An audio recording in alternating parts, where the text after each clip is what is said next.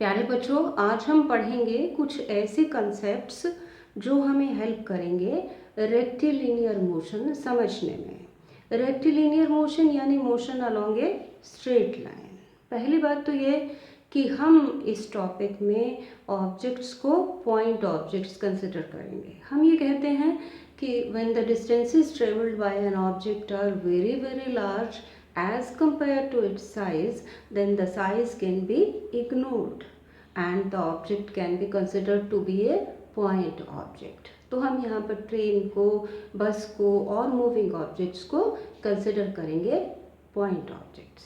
दूसरी चीज़, हमें time measurements करनी है, पोजीशन मेजरमेंट्स, डिस्टेंसेस मेजर करने हैं।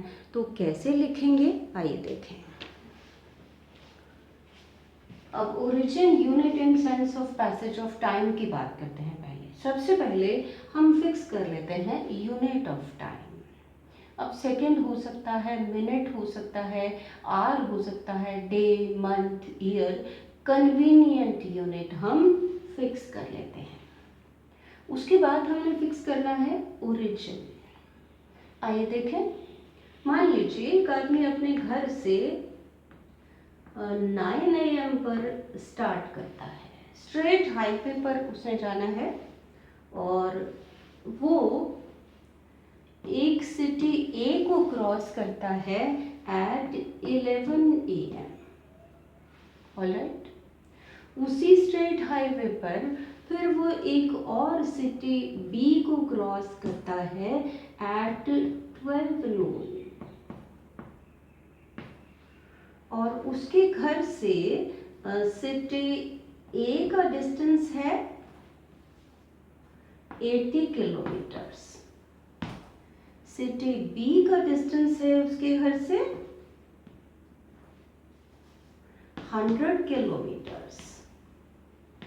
और फिर उसी स्टेट हाईवे पर वो पहुंचता है अपने डेस्टिनेशन सी पर। कितने बजे? At 2 PM। और सी का जो डिस्टेंस है उसके घर से वो है 140 किलोमीटर्स।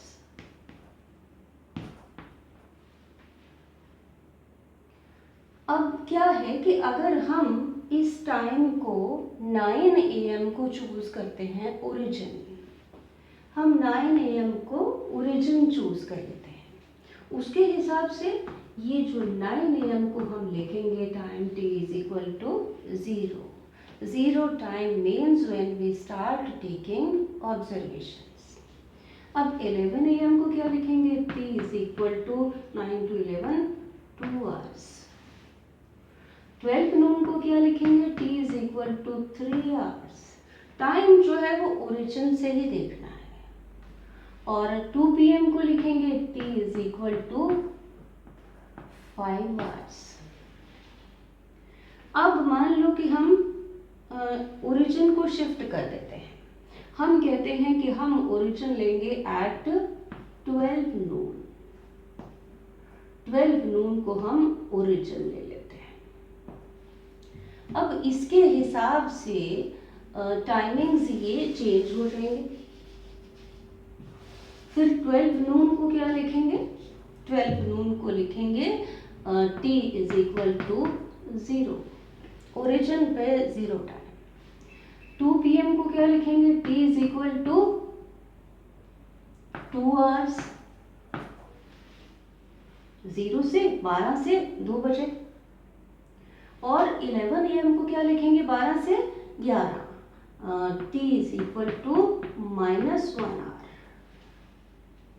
और इसको क्या लिखेंगे? t is equal to -3 hours।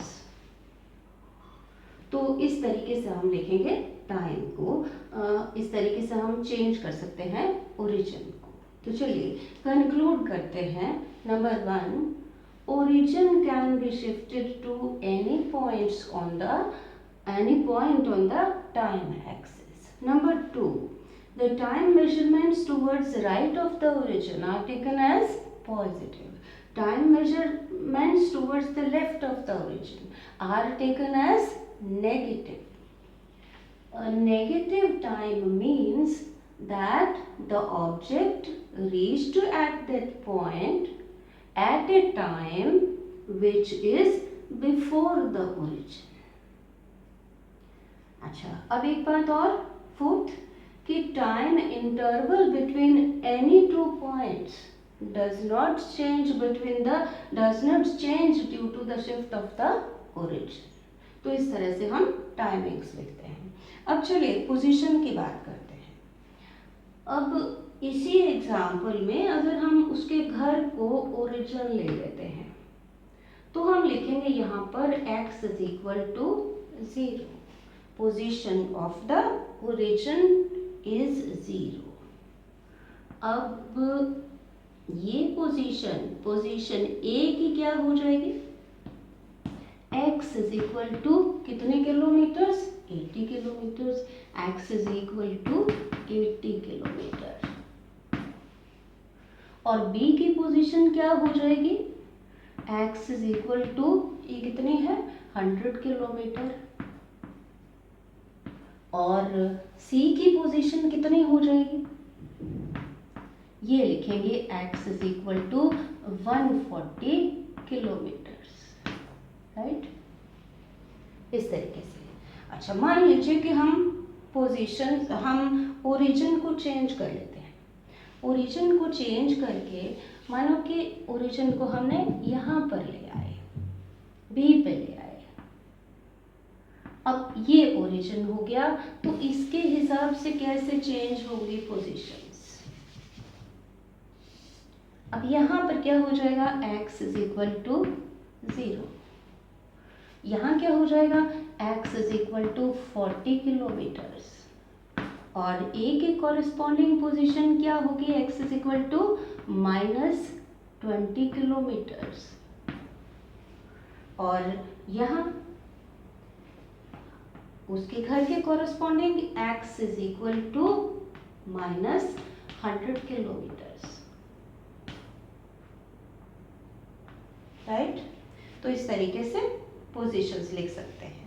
अब हम कंक्लूड करते हैं कि number 1, origin can be shifted to any point along the position axis.